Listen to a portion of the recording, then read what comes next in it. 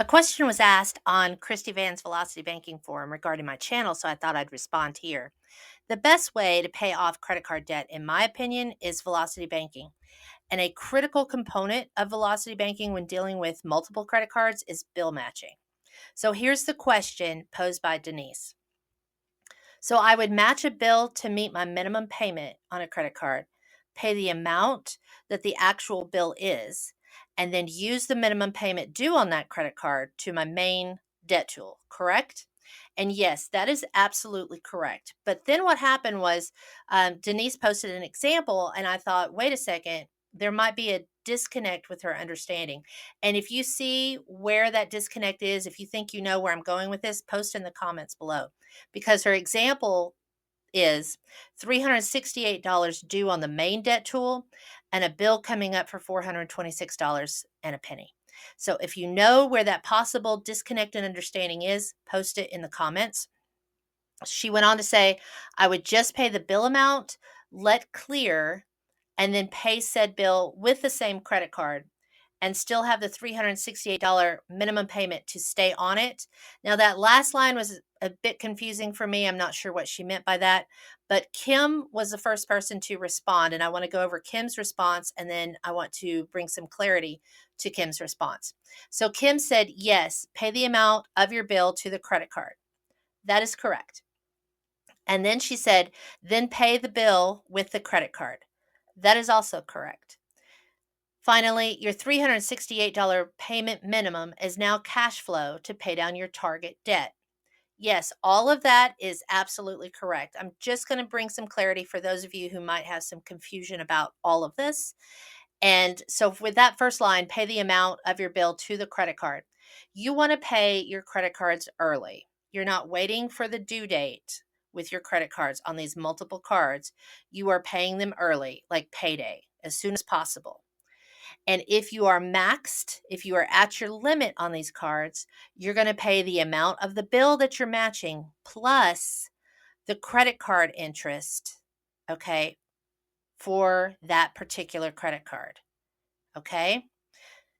The reason why we're doing this is number one, if you're max, you've got to address that interest because when you are carrying a balance, you're going to get charged that monthly. The interest is going to accumulate.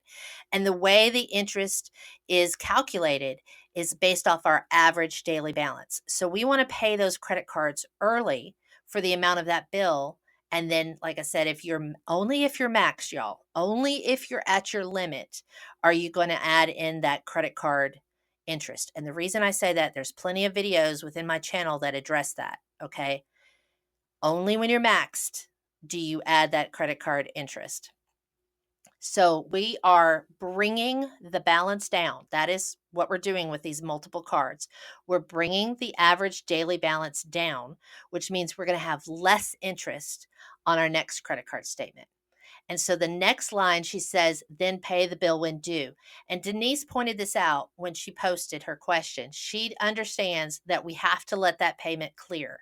So that is why we're paying our credit cards as early as possible. And we're waiting for that to clear, bringing that balance down, because then we're going to pay that bill, the one that we just essentially prepaid because we used that bill amount as our credit card payment amount. So we have to let that balance come down before we put that bill back on that credit card. Okay. So the way I phrase this is I say we're sleeping the cards. We're not worried about paying down our multiple cards.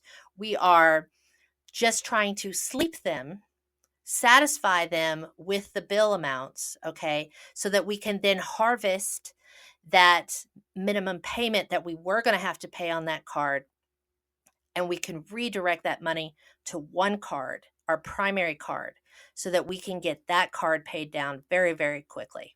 Okay, so when we talk about velocity, we're talking about how quickly, typically it's how quickly water moves through a pipe. And so we are just redirecting this flow of money. Instead of a little trickle going to all these multiple cards, we are going to channel the money to where it's going to do us the most good. Okay. So then just to make sure I hit this point, you pay your credit cards early, you pay the bills when due. And that is so you get that longest amount of time where that average daily balance is sitting lower so that your interest is being calculated at a lower amount.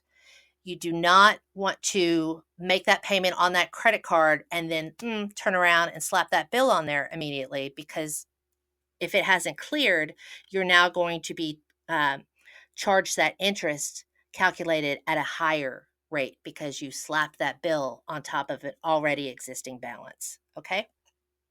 So in the last line, she said, your $368 payment minimum is now cash flow to pay down your target debt. And the only thing I want to say here is your target debt and your primary card, those are the same things. Okay. So next, Tiffany responded, and Tiffany picked up on the same thing I did, because her response was, your debt tool is to be used for variables only, like gas, groceries, and miscellaneous budgeted items. All your other credit card payments get matched to utilities, subscriptions, cell phone, etc., while you're paying down your primary card. Yes, your primary card is never matched to a bill. Only your sleeper cards are matched. And I think that takes care of everything, you guys. That was all I had for you today. So if you have any questions, please post below. Thanks.